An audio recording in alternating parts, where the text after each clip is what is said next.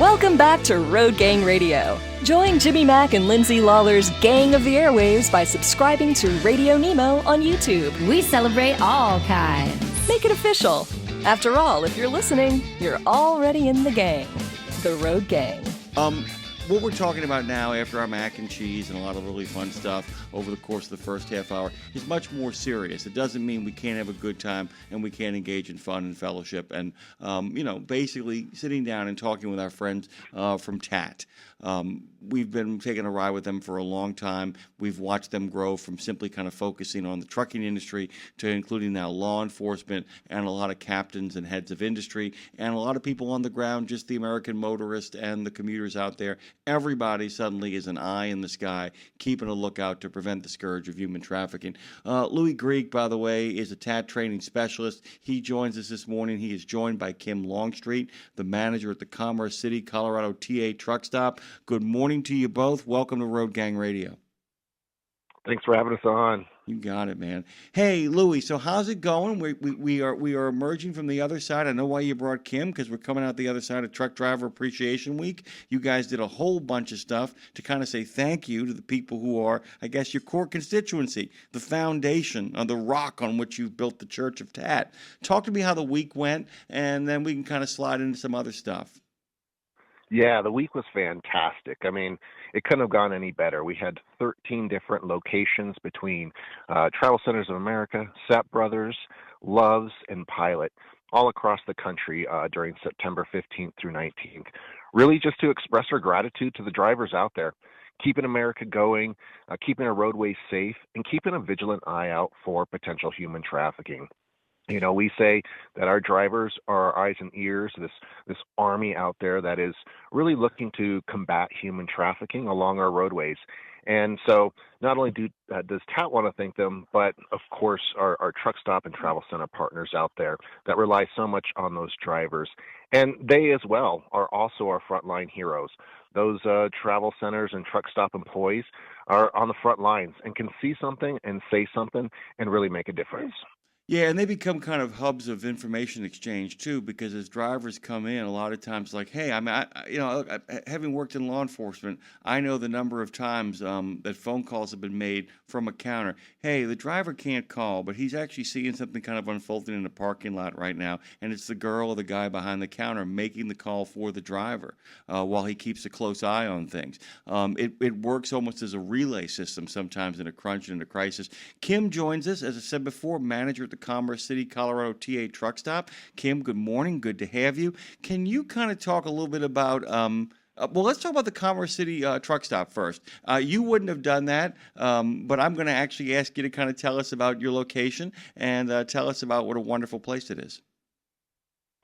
All right. Well, thank you for having me. I do appreciate it. I've been with TA for 17 years. I've been hopping back from Commerce City and the Wheat Ridge location. Commerce City is kind of the bigger site in Colorado. We have a lot of foot traffic that goes through our location. We have a lot of drivers, local and over the road. It's an amazing place. It's, my team is all aboard, working with TAT.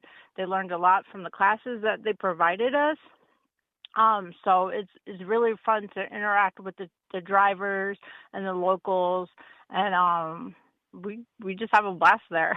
Let me ask you something about working over there. 17 years, which means, like many of the people who are listening right now and chatting over in our YouTube section, you've seen a lot of the road. You've seen it as it's passed through. I can imagine how you started and where you are now are very different. What is the thing that you've most enjoyed about being in that location? What is the thing that makes you kind of get up and be willing to get in there every day and do a great job? It's both. It's my team members and my drivers that come through the locations. I like building relationships with the drivers that come in. Obviously, a lot of people know me because I've been there for so long. So it's fun to, see drivers, how they live their lives. We see family pictures. They tell me everything that's going on in their lives. Like, we try to build a strong relationship with our drivers. And by the And way, it's like we're all family. yeah, and I'm glad you got that last little thing in there too, because Louis, that really is what it kind of comes down to. That's why the relationships, not only with the drivers, but with these truck stops, with these travel centers, are so very important, right? Because the basic foundational strength of TAT, it seems to me, is the interpersonal relationships. Is that we've been talking about this so much that organizations like the St. Christopher Fund and OIDA, and they're very different, but then you come to TAT. These are as much about fellowship, about not being strangers, because so much of combating human trafficking is about combating loneliness. It's about getting people to start talking and communicating with one another, because if people like Kim are talking to truck drivers out there, there's a better chance of things getting stopped faster. And how do you guys go about doing that? Yeah, that's a great question there, and I couldn't agree more in regards to the communication. What Kim said about the family, you know, I mean, when you hear about issues that are going on in the world, you can't get on board with you can't. There's no one who can't get on board of combating human trafficking. And again, when the network of communication happens there, like you gave those examples, that's what we try to do in regards to empowering truck stop and travel center employees by providing free training so they can be informed about what to look for, or if a driver reports something, who they call, maybe the National Human Trafficking Hotline, or here in Colorado, a local human trafficking hotline.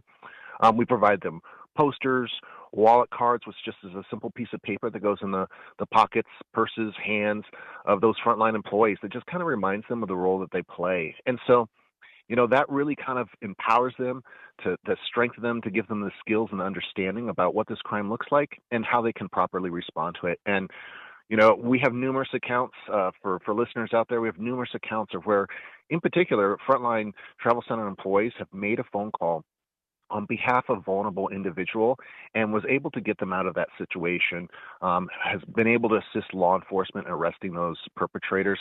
And so we couldn't be more thankful for just, again, the relationship and the communication and their willingness to partner with us on this important issue. I'm going to take a quick pivot here, come back to you in a second, Lou. I'm going to throw this to Kim first. So Kim, often you get new employees, people that are kind of onboarding, a lot of people that will kind of start at a travel center. I mean, not as a manager. Very few people go from like not having any connection to a travel center or a truck stop and become the manager. But people often work there in other fashions and in forms, and then they make their way up the kind of the food chain until they get to a position like yours, the responsibility of yours. When you bring in new employees, there's a lot of stuff that they have to learn. They have to learn about the location, about what it is you guys do, about the daily shift responsibilities. How do you onboard? How do you incorporate letting people know about TAT, about the TAT training, about making sure that people who come to work for you understand that one of the responsibilities you have is that you sit in the hub? Basically, anybody who doesn't know Commerce City, it goes back to the 50s when it was a town. It incorporates Derby, and then all of a sudden, we got a city going on here. It's right next to the Rocky Mountain Arsenal National Wildlife Refuge, where a lot of runaways will often head to kind of get back to nature. It's also a big shipping area, which means you got a lot of people passing through. How do you let the new incoming employees know about their responsibility to work with organizations like TAT? Well, I like for my managers, when we hire people, we like to, before we actually onboard them, we like to break down a trucker's life. We like to, explain what they have to go through over the roads, between traffic, dealing with dispatch, trucks breaking down, et cetera, et cetera. So I usually, when we're walking around and we're showing them the facility, we talk about, things that we have to look out for, just little examples like if you see, strangers walking up to drivers on the palms, or you see someone walk in the parking lot, knocking on multiple trucks. There's just little clues that we tell the employees this is what we need to be looking for. Then once a month, we usually have meetings with employees just to keep them up to date on what we need to be paying attention to. It's really cool, by the way, because essentially, it kind of begins with the basic security requirements. How to look for a shoplifter. Because often, by the way, a shoplifter ends up being somebody who's been trafficked. Um, you know, a, a, Hmm. Often there are people who are engaged in small petty crimes around your area who end up, I mean, we make jokes about Oliver Twist and all that kind of stuff, but there are a lot of people who serve as minions, for lack of a better word, for a lot of really bad actors and characters out there. And so, Louis, I want to kind of pivot to you because, Kim just talked very eloquently about how they kind of onboard new incoming employees. How do you guys establish relationships with the managers of these travel centers? Because I do want to get back to how you guys went about the business of appreciating them, but how do you establish relationships with all these different managers? How do you work with these people to kind of say, let's make some time to kind of discuss recognizing the signs of that? Yeah. So, you know, I think we sometimes work from the top up. So, leadership stakeholders at TA, we try to get their buy-in, and it's not very hard to get their buy-in. And then it comes down to them introducing us to these various location managers throughout the United States. I had the pleasure of meeting Kim in the beginning of this year to provide an in-person training with another partner here in Colorado with the human trafficking hotline. And so, being able to meet in person, to shake hands, to spend time at their locations every day, and again, as Kim was saying, just kind of watching, the drivers go throughout their lives and their businesses, the relationships that the employees have there with the drivers that come in that they know. And so I think it's building those relationships. We wouldn't have Kim on the show today if it wasn't because we've done so many different things together and initiatives that have really just kind of grown and been even stronger. And so I think for me personally, working in the role of TAT, that the head honchos and the decision makers are great and our partners and companies out there. But for me, it's the frontline workers. It's the hard workers like Kim who's managing her team, and there's a lot going on at that location. There's vulnerable individuals, that are living and commuting in that area. And she's doing her role, in society of just making sure that she's protecting those that are most vulnerable, that she's ensuring that her employees are prepared and aware. And so she was saying as they're onboarding, of just kind of giving them the layout and some of those indicators of potential human trafficking and what to look for. Really quickly too, as well here, before I forget, by the way, I do a lot of good things on this show. One of the things I don't do is often cover the bureaucracy the way I should. TAT nonprofit.org. TAT nonprofit.org. Guys, and many of our listeners already are kind of aware of this. This becomes more of a PSA than it does kind of an onboarding for many of our listeners. But if you want to onboard anybody out there, guys, and you're listening right now, and you want to kind of say, if you want to find out as much as you can about human trafficking in a level-headed, measured response sort of way, I really would begin by sending people to tatnonprofit.org. Kim, kind of talk about protocols as well too, because Louis and the guys over there do a really great job. But give people a sense of you've talked about what people should look for: people prowling the parking lot, people who seem out of place, people who seem a little bit lost sometimes, and I don't mean lost like need directions. But talk to us about how your employees are kind of set up to handle a situation that develops, because I think it applies to a lot of our drivers too, to understand it really is about getting the word out and notifying people and not intervening. Can you talk about that a little bit?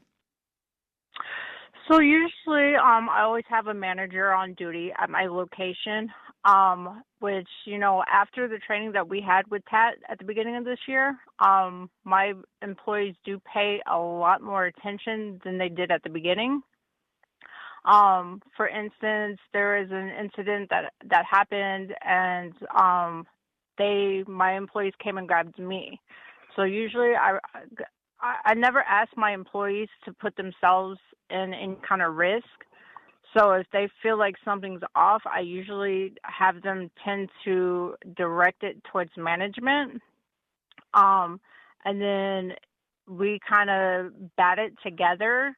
Well, for instance, if there's a female that doesn't look okay or something looks a little off, we'll try to go up to befriend her to figure out the situation, see if we can get any kind of information that's, showing us that she needs help.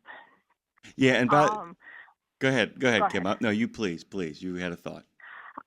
And so usually, we've had to use the number a couple times. There was a lady that was actually kidnapped from a different state, and the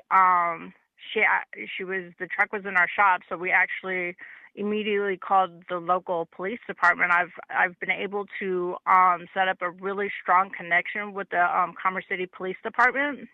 They've been amazing. They were on site ASAP, and so usually I try to get my managers more involved when it comes to stuff like that. Yeah, and But my employees pay attention to everything surrounding them. I think that really is in so many ways so important too. The idea of as bad of a scourge as this is, Louie, as alarming as it is, Kim makes such a good point. Let's just take a breath and kind of figure out what's going on, because what you want to make sure of is you don't walk over. You want to walk over and say, "Is everything okay?" That you give them enough time to say, "Yeah, my dad's being a jerk," and at that point you can go, "Okay, all right, you got to work that out on your own. That's not our problem." But that's really what it kind of comes down to. That's what you guys. I've always said that people who deal with crisis the best are when cool heads prevail. People who are able to bring the temperature down to get a sense of what is actually going on the ground. And that's what's so important here. I think in many ways there are a lot of people who saw a need to do something about this and did not know what to do, and sometimes would, overstep their bounds or put themselves into a dangerous situation. What TAT is actually doing, correct me if I'm wrong, Louie, is figuring out ways to give people the methodology and the protocol to really make a difference, to get the people who are trained both as working with people who are in trouble, but also people who actually have the authority to deal with the people who are causing the trouble, to intervene, right? This really is about creating a permissional structure to allow things to play out into the best case scenario, correct? That is correct. Yeah, and we work on helping and assisting with designing even just a reporting protocol. So it just comes like second nature. You gave a perfect example there. Really it's all about kind of customer service, checking on the drivers, checking on the patrons, greeting them, just that normal everyday kindness and compassion and greeting the patrons there can actually explain a lot, can show a lot. If you see some of those indicators, that might be an opportunity to further that conversation and realize, hey, maybe I do need to get one of the managers involved, or maybe we do need to call the authorities and get some assistance for this individual. So, yeah, and again, I think it's an easy fit into the everyday businesses of a travel center and truck stop. Those employees are already vigilant, they're already hardworking, they're already managing a number of different challenges and crises that can happen at those locations, and making sure it's running fine-tuned. And so easily implementing, a reporting protocol as it relates to the issue of human trafficking becomes natural. And I think that's why it's been so successful, especially with our truck stop industry, travel center industry, in really fighting this crime. And by the way, I love the fact that you, without even just kind of alluding to it, that quality customer service in many ways becomes a really great bulwark against human trafficking, because it means that quality customer service means I'm more willing to talk to people who work someplace because I feel like I'm going to get a warm reception. And that if a place has a welcoming atmosphere, what Ernest Hemingway once called a clean, well-lighted place can often make a difference. Simply walking into a place where the vibes are good might tell a young person in trouble, this might be the place for me. That if they get someplace and they see somebody like Kim inside the store, they go, I have a chance. I might get out of this. Right? Yeah, and I also want to mention, too, we have, printed posters that are victim-centered. We have other brochures and types of printed materials that TA and our other partners hang up at their locations. And so sometimes if individuals might be too afraid, or, if they don't get an opportunity to interact with an employee, they may see that information and realize, hey, this is a situation I don't need to be in, or I don't want to be in, and here's a number and a resource to call. So again, we're just thankful that our partners out there are willing to post these awareness and information materials to let people know that there is hope out there and there are resources. And by the way, all of the last couple of weeks were you guys, Louie, just saying thank you. This was, like I said, we spend all year long keeping people up to date about what's going on, keep people on the lookout for one thing or another. This was just a chance, Driver Appreciation Week and its aftermath, just as a way of saying thank you for all you do. I know we had you guys on a couple of weeks ago right before this, and one of the fun things was the people who came on were just looking forward to being like, I know we're still focused on the scourge of trafficking, but just to get a chance to tell, thousands of American drivers, thousands of people, millions of people, thank you so much for simply being attentive to your fellow man. It must have been a great time, right, Louie? Oh, it was awesome. We thanked almost 500 drivers during that week. And again, just from a observing perspective, especially when it was some of the employees there at TA and some of our partners thanking drivers, they were almost kind of thrown off because I think sometimes it can be a bit of a thankless job. I think the general society doesn't realize how much we really rely on the logistics and transportation for the things that we need every day in our lives. And so, a simple thank you, and we've been talking about relationships here, a simple thank you from some of those frontline employees or from TAT employees, I think went a long way to building that relationship and that rapport with our core industry members as drivers. Yeah, and one of the great things about not living in a police state is somebody once told me that it's not supposed to be easy being a policeman. It's only easy in a police state, and that's the point. But one of the things about our freedoms is that it means we have to be responsible for our fellow man. In that sense, where everybody is not being asked every 5 minutes for papers, please. One of the great things means, though, that we have the responsibility of keeping an eye out when things go sideways, because the police and law enforcement can't be everywhere, but our eyes and our ears and our human compassion can be. Did you get a chance to do anything really fun? Do you have a particular memory yourself, Louie, of anything that happened over the appreciation time that you really wanted to highlight? So we had a lot of giveaways, both TA and some of our partners and TAT as well. We had giveaways, keychains, other memorabilia there. And so, I think that was kind of just one of my favorite memories. There's one individual that came up, and the employees actually knew this driver, a local driver, and just kind of hearing the jokes and the banter going back and forth. And you could just see that this is a relationship that's developed. That over time, every week or, a few days a week, they get to see each other and they get to joke around and they just get to banter. And so for me to seeing that, and seeing those types of relationships, and even though we're talking about a very dark and tough subject, there's a lot of hope there, and that's what I saw. I saw a lot of hope in employees, in a community, in an industry that really cares, and so that to me was probably the highlight of that week.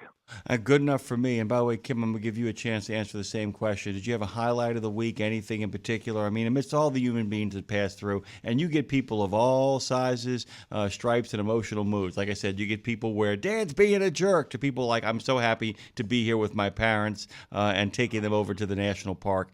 What was the highlight of the week for you in regards to saying thank you? Well, we did a barbecue for our drivers.